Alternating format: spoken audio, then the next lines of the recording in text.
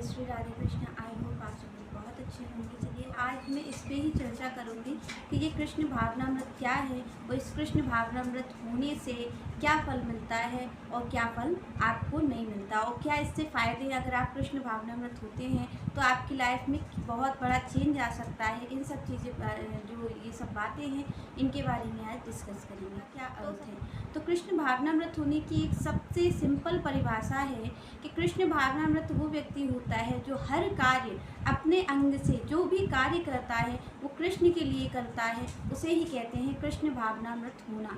जब हमारा हर कार्य कृष्ण के सुख के लिए होता है, हम जब कोई भी कार्य करते हैं तो हम उससे पहले ये विचार करने लग जाते हैं कि ये इसमें कृष्ण का सुख है या नहीं है, कृष्ण की खुशी है या नहीं है, उसे ही कृष्ण भावनामृत कहते हैं। आपके लिए एक सिंपल सी परिभाषा है कि कृष्ण के सुख के लिए कार्य करना ही कृष्ण भावनामृत होता है। तो यहाँ पर जो भी कार्य अभी आप देखेंगे कि जो एक देहात्म बुद्धि वाला व्यक्ति है वो किसके लिए कार्य करता है, वो अपने सुख के लिए कार्य करता है। और जो कृष्ण भावनामृत व्यक्ति होता है वो किसके सुख के लिए कार्य करता है, कृष्ण के सुख के लिए कार्य करता है। तो यहाँ पर सबसे बड़ा डिफरेंस तो आप जान रहे होंगे कि कृष्ण भावनामृत व्यक्ति में और जो देहात्म बुद्धि जो हम और आप हैं उनमें क्या अंतर है। तो यहाँ पर कृष्ण भावनामृत व्यक्ति हर कार्य कृष्ण के लिए करता है। अपनी जो सारी शरीर की शक्ति है, जो सारी शरीर की हाथों के कार्य हैं, मैंने आपसे उस दिन भी कहा था कि जो हाथों से कार्य है वो भगवान की सेवा करता है।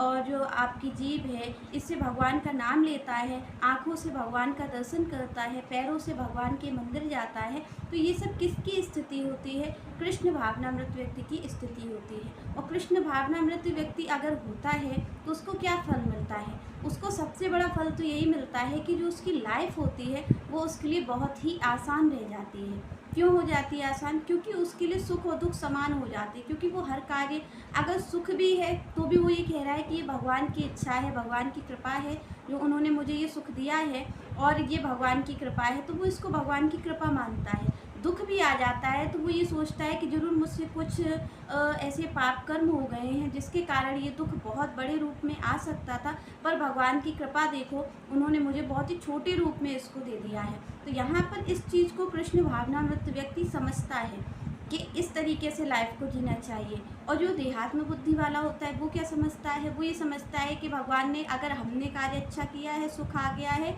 तो ये हमने किया है इसलिए ये सुख हमें मिल गया है। अगर दुख आ गया है तो वो ये कहता है कि ये तो भगवान ने ही कर दिया है, भगवान जाने कैसे हमसे बदला ले रहे, भगवान जाने हमसे क्या गलती हो गई थी जो भगवान हमारे साथ ऐसा कर रहे हैं। ये किसकी होती है, देहात्म बुद्धि वाले व्यक्ति की। तो एक तरफ तो सबसे बड़ी बात ये है कि अगर आप कृष्ण भावनामृत होंगे तो आपका जो जीवन है वो सफल हो जाएगा, क्योंकि कृष्ण का नाम लेने से, कृष्ण की सेवा करने से ही जो जीवन का उद्देश्य है वो कृष्ण की सेवा ही है। और कृष्ण का नाम लेने से हम भगवान जो भवसागर है उससे भगवान हमारा उद्धार कर देंगे। और अगर आप दुनिया की ओर चलोगे तो आपका ये जीवन भी बेकार जाएगा और जो आपके अगले जो आपकी आने वाले हैं लाइफ में तो वो सारे भी जन्म बेकार हो जाने हैं। इसलिए बार बार आपसे श्रीमद् भागवत में कहा जा रहा है कि आप कृष्ण भावनामृत होइए, जिससे कि आपका ये लोक भी सुधर जाए, वो आपका परलोक भी सुधर जाए, आपका ये जो संसार में आप जी रहे हैं जीवन ये भी अच्छा हो जाए। क्योंकि कृष्ण भावनामृत अगर आप होंगे तो आपको लाइफ बहुत अच्छी नज़र आएगी, संसार आपको बहुत सुंदर नज़र आएगा।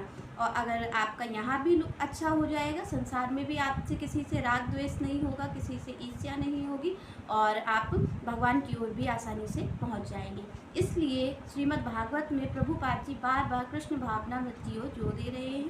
तो आप कोशिश करिएगा कि आप भी कृष्ण भावनामृत बने। और नेक्स्ट चर्चा हम नेक्स्ट वीडियो में करेंगे। तब तक के लिए जय श्री राधे।